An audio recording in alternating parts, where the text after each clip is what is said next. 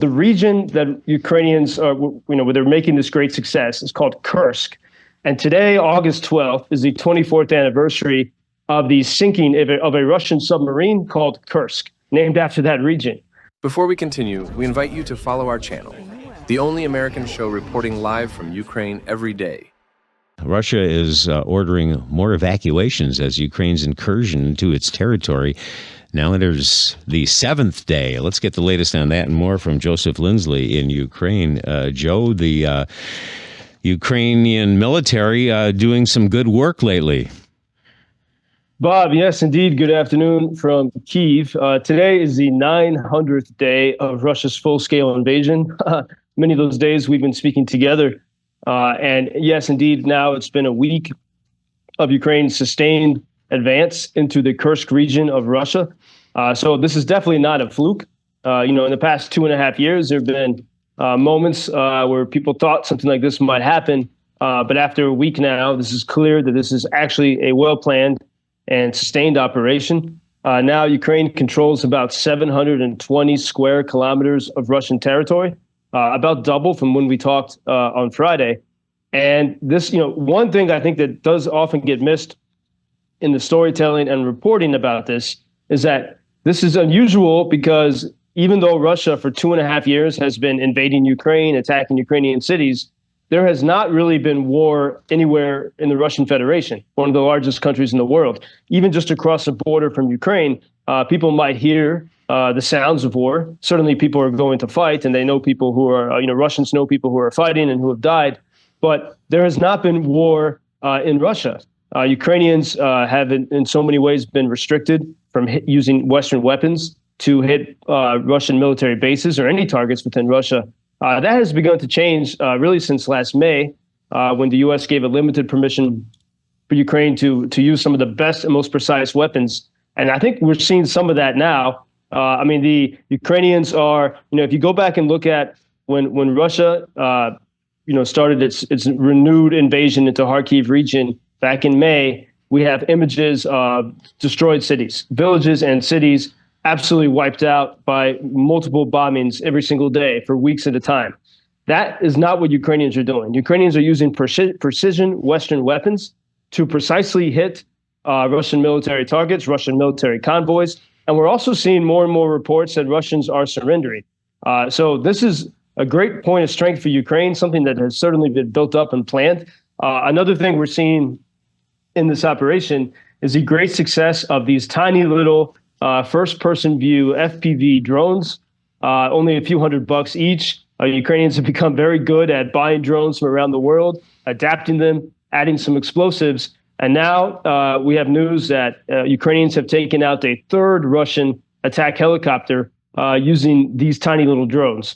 Meanwhile, we do have reports from Russian military bloggers on the Telegram channels that Russia is trying to move its Wagner group mercenaries, many of whom have been in Africa, to get them back to Russia in order to deal with this Ukrainian advance into Russian territory. And there's also indications that Russians are having to move resources from where they're invading Ukraine in the east and in the south up to the north. And we have just a few miles from where the Ukrainians are advancing right now in Kursk. There's a Russian nuclear plant, and if you go all the way down south, almost 1,000 kilometers south, down toward the Black Sea to the other side of Ukraine, to the city of Nikopol, across the river, Russians occupy the largest nuclear plant in Europe, the Zaporizhzhia nuclear power plant. And in the past, over the night, there was people from the coast on the Nikopol side of the river, of the reservoir, could see fires at the Zaporizhzhia nuclear power plant. Russians are claiming that Ukrainians are starting fires at that nuclear plant, but why would Ukraine do that if they're having such success? Almost 1,000 kilometers to the north as they approach another nuclear plant. So I think we see, Russians are looking for ways, and I expect more and more of this in the coming days, looking for ways to change the narrative, to disguise the fact that Ukraine is having some good success, and maybe to use that nuclear plant that they control, the Ukrainian plant in the south, as a way to make people afraid. But actually, if you listen to nuclear experts and look at images of of that nuclear plant that the Russians control. The fire is not in any way, it's not actually close to the reactor. The plant is basically shut down, and so it doesn't seem like that's actually really a serious issue. It's more theatrics, perhaps to disguise from the great success Ukraine is having. And notably, it's sort of just a weird twist of history. So the region that Ukrainians are, where they're making this great success is called Kursk. And today, August 12th, is the 24th anniversary of the sinking of a Russian submarine called Kursk, named after that region. And this submarine, it sunk August 12th, 2000, and Putin had just come into power. And Larry King, the former CNN host, the late CNN host, he interviewed Putin, and he said, "Can you tell us what happened?" And Putin smiled, and he said it sank. It was very creepy. And Margaret Thatcher, she'd become Baroness Thatcher by then. She was retired. She gave a speech a month later in America. And she said she urged the world to watch out for this guy, Putin, because she saw that smirk. And she said, I think the Russians have not changed from their Soviet mentality, and the Kremlin still has no regard for human life. I remember that exchange with Larry King. Interesting to note that on Russian television, in spite of Ukraine's advances in the past week, they are still presenting news as routine and referring to the Ukrainian forces as saboteurs attempting an incursion. Putin calling what has happened the past 7 days as another large-scale provocation. I guess that's no surprise, right, Joe?